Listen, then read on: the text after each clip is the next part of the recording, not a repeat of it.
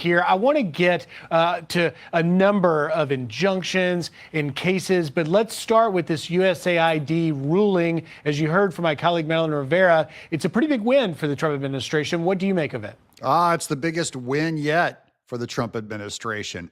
They lifted the ban that they put on him being able to shut down USAID. So this is a huge Trump win handed to him by the appeals courts. Griff, it is a fantastic win for the Trump administration and their perseverance. Judge Quattlebaum was exactly right. Unconventional doesn't necessarily mean unconstitutional. The fact of the matter is that President Trump was elected to cut waste, fraud, and abuse. USAID had become a haven for the radical left. Again, we want to see a president that is cutting waste, fraud, and abuse. That's what he was elected on. You know, as a conservative, we've been talking about this for 30 years. Ronald Reagan started it, and Donald Trump is going to get the job done.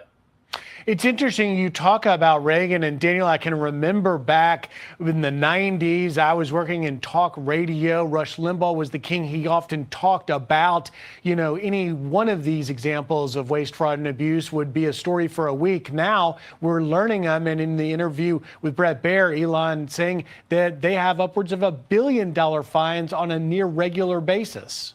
It is absolutely ridiculous that the USAID program and the bureaucracy within USAID has been allowed to run rogue. I mean, we saw this back starting with the Clinton administration, where they were essentially trying to push population control through USAID.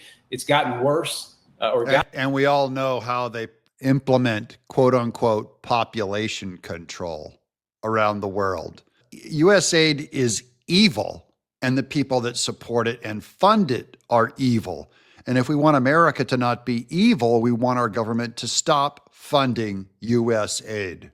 Got worse under the Biden administration, where they were essentially trying to push the trans mania, if you will, or transgenderism on other countries. And ultimately, that was bad for a whole host of reasons.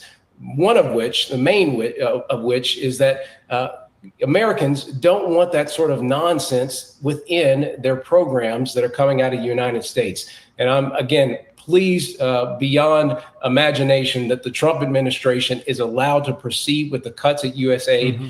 Again, whether it's DOGE or any other part of the Trump administration, they are about making sure that government is working for the American people. And this is a step in the right direction. Let me switch gears to the other significant ruling yesterday, and that is over the deportations under the 1798 Alien Enemies Act. You saw Judge Boasberg put that temporary restraining order on it. A D.C. three-judge panel ruled against the Trump administration, and so that's another win. That's that same three-judge panel that originally had been going against Trump on all kinds of stuff. And now they went in his favor and said that he was able to deport these aliens. And so that's two huge legal wins for Trump. It's also good just constitutionally to not have judges override the president, or the judges become the most powerful single people in the world because they end up making the president serve them. Good for America, good for Trump, and good for us. I'm John Mike Kane.